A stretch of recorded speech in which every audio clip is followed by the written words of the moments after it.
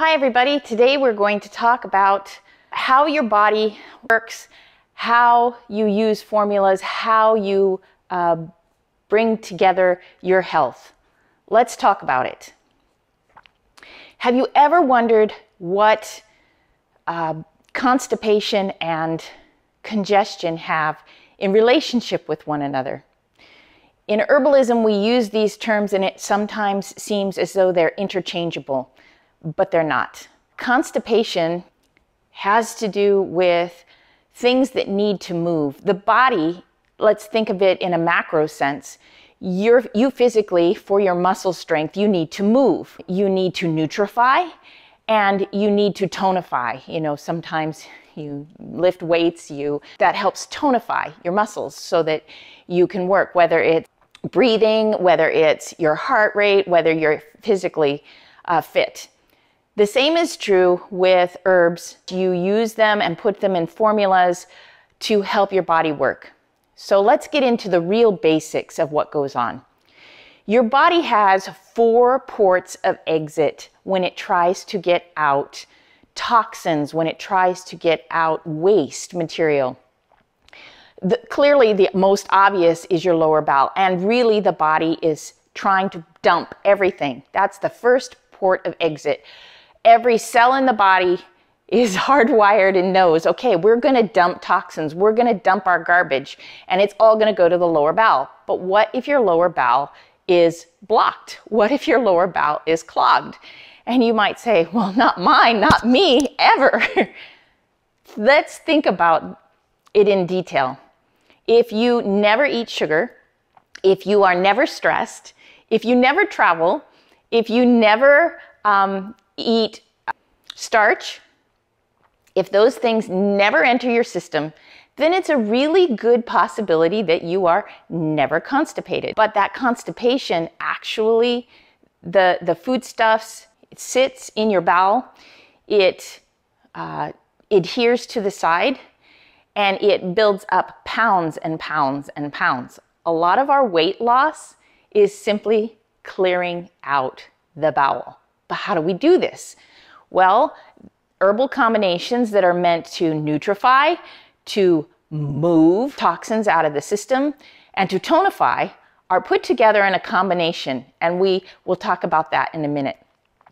But let's talk about the liver that has it's the main decider. It is doing over 500 things in your body, and it decides from the very instant that you put something in your mouth what is going to happen, what is the process, and how to digest it. From the very moment it touches your tongue. Is it sweet? Is it salty? Is it bitter? Is it, does it have already properties in it that are spicy, that help with the circulation? Instantly, it sends signals in your body that it already knows from the instant, whatever that is, touches your tongue, whether it's going to send out bile because it's a bitter, whether it's going to make sure that this gets moved into some compartment, or whether it's going to be exited through any of the other ports of the body to exit out toxins. Exit number 2 is if it can't get it out through the bowel, the liver sits and decides, all right, is it water soluble? If it's water soluble, we're going to send it through the kidneys and we're going to get it out of the body in that way.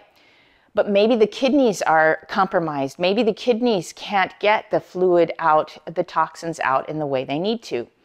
So then the liver takes into consideration the chemical compounds that it's dealing with, and can it get it out through the lungs?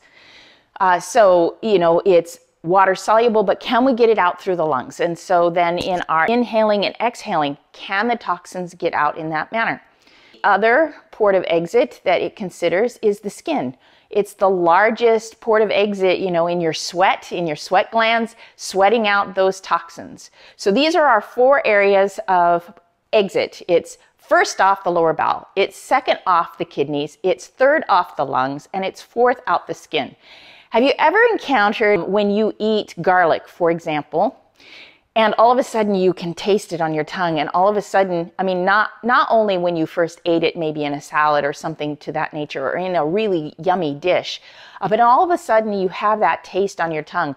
or you can smell the odor on your skin. Most people are offended by, oh my gosh, the scent. The garlic's exit port is through the skin. That's its natural way that it goes out. If the liver cannot get whatever the toxin is out of the body, and it can't go through any of these exit ports, then its next mode is to store whatever that toxin is in the weakest part of your body. Suppose I went out and I broke my arm. All of a sudden, my arm now, in that moment, is the weakest part of my body. Not to mention maybe what I inherited from my parents, not to mention other injuries I may have had in the past. Right now, at this moment, this is the weakest part of my body.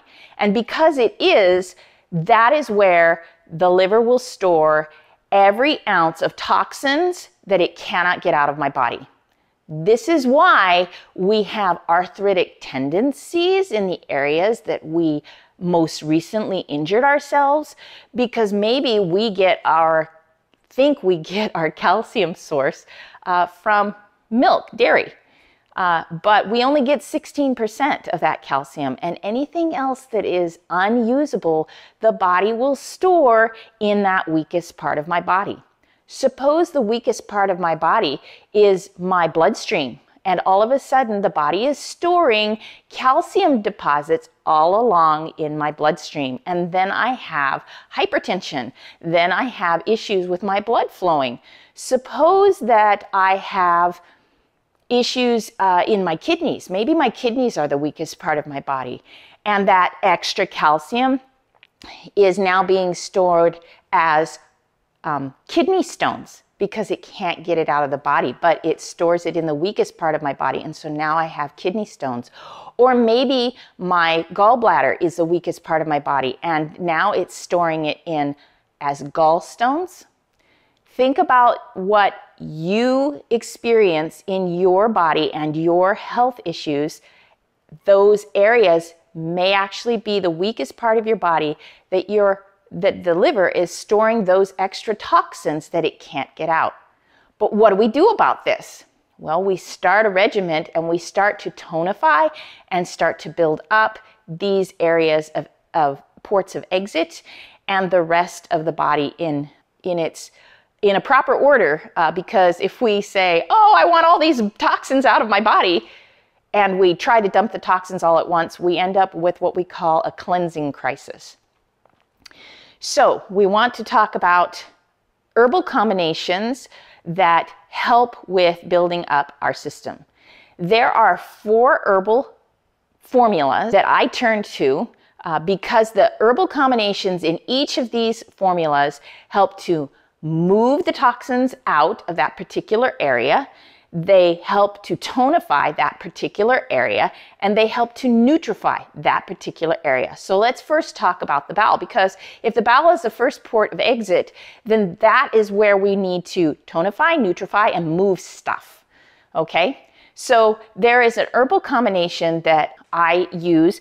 It includes cascara bark, golden seal, turkey rhubarb, red raspberry, or fennel seed, barberry root, ginger root, lobelia, and cayenne pepper.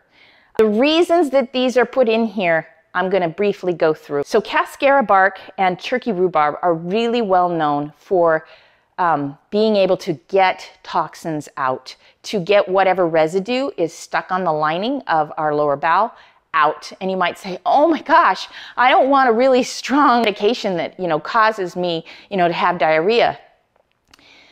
The secret to having this is like no other combination that you're ever going to find, because every time we run into those 4 things that I told you, whenever we eat sugar, whenever we are stressed, whenever we eat starch, whenever we are moving or traveling or carrying on, our bowel shuts down, and then nothing gets it to start back up again. The peristaltic action in that bowel shuts down. So the reason that we use cascara bark, the reason we use turkey rhubarb, is to get that peristaltic action in its normal fashion to start up again so that it can push the toxins out. And as a balance, a help or an aid so that we don't have diarrhea, we use barberry root. All three of these are antimicrobial and antibacterial. So as they loosen the things off the side of the walls, there's going to be openings. There may be a potential for infection in some way. The leaky gut syndrome that we're dealing with, maybe because of all this junk being there, will begin to open up. And because of the antimicrobial properties in these herbs, it helps to heal that as well. We want to look for tonification, and so we use red raspberry, which has an anti-inflammatory effect, but it also is highly, highly nutritive, and it also is antimicrobial. So it helps to rebuild the walls that are there. Golden seal is an enormous, people turn to golden seal and anything with berberine in it to help in the healing fashion. So you could substitute in this something like Oregon grape. It has a lot of berberine in it, but so does barberry. So we have two sources in this formula to help with the healing and the tonification specific to that. The fennel seed helps with an overall wellness feeling. It helps the stomach. It helps any gas buildup that may be built up as these things are being moved out. The ginger root is not only an herb to help with circulation, but it also helps with stomach upset. It also helps with retonifying everything in the alimentary canal. The lobelia is a thinking herb.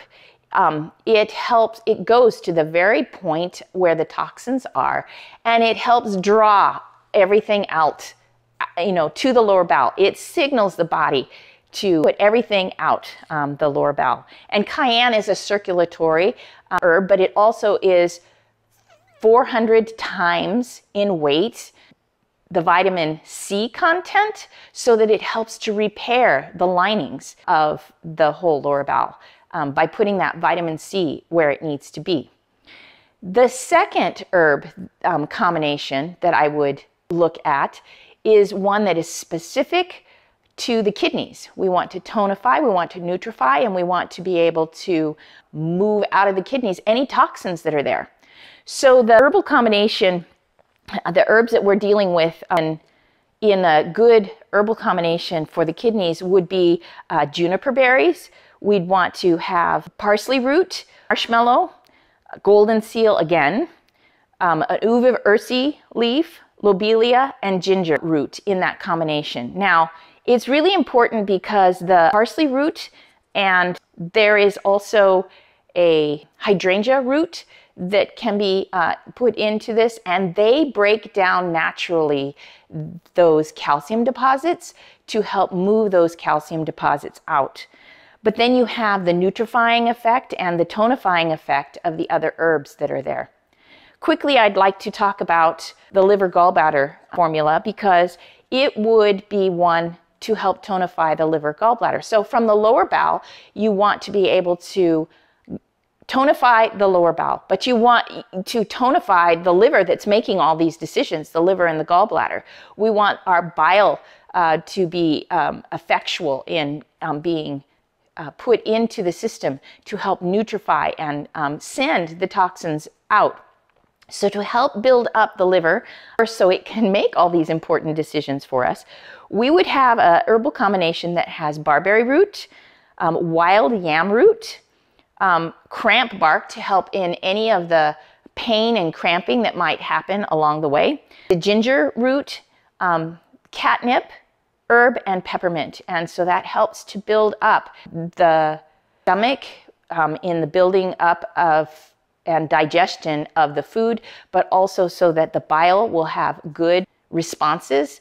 Many of these herbs are bitter for that purpose, so that bile can be sent out into the system. So we want to use a lower bowel, we want to tonify our liver gallbladder, we want to at the same time tonify our kidney bladder area, and then after we've used these formulas for 2, 3, maybe 4 weeks, then we think about all the toxins that are in those weakest part of our bodies, the cells, cell for cell, that want to dump the garbage that are in each one of those cells, and we look at a blood cleansing formula. And that blood cleansing formula includes herbs that help to nutrify, to tonify, and to clear out the toxins for the bloodstream, down to the cellular level. Wow. So every cell, cell for cell, is cleaned out, is nutrified, is tonified, causes you to then no longer have those aches and pains, constipation, and discomfort that you are experiencing at this point. So we look at red clover. We look at chaparral.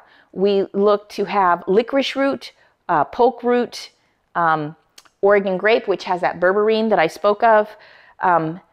It has sarsaparilla in it, prickly, ash, bark, burdock, which is a bitter that helps to cleanse,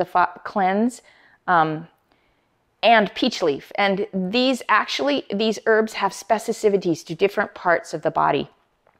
So the peach leaf, for example, has a specificity for the nerve, the brain, the nervous system. The burdock root has a specificity to the liver, but also to the cleansing of the system. The healing aspects of the grapefruit and the chaparral and the red clover helps in getting the hormonal effects. Every feeling that we have, every emotion that we have is processed in the body as a chemical reaction and has to be exited out as a toxin in some way. And the red clover actually helps with that process in the liver. These 4 formulas I call the Fantastic Four because this is where you start. This is where all healing starts. If these areas and moding of operation don't help clear up the constipation and the congestion is where the movement has stopped and it begins to back up. It gets congested. Think about when your nose is clogged. The reason your nose is clogged is telling you that your bowel is clogged because something is keeping that backed up. As soon as the bowel is cleared out, the nose will clear out. Think about allergies. Think about cold and flu season. Even the mucus and the toxins in your body is fighting a cold and flu. The reason you're all stopped up, the reason it's hard to breathe is because that mucus is gathering and it can't get out through the bowel. So I hope that this has been a helpful insight in you being able to look at how do I cleanse, how do I nutrify, how do I nourish my body in its best fashion. Till the next time we meet, I hope that you have a great day. Click the link below if you want to find out about herbs and how they build in your body. Be a praise of glory.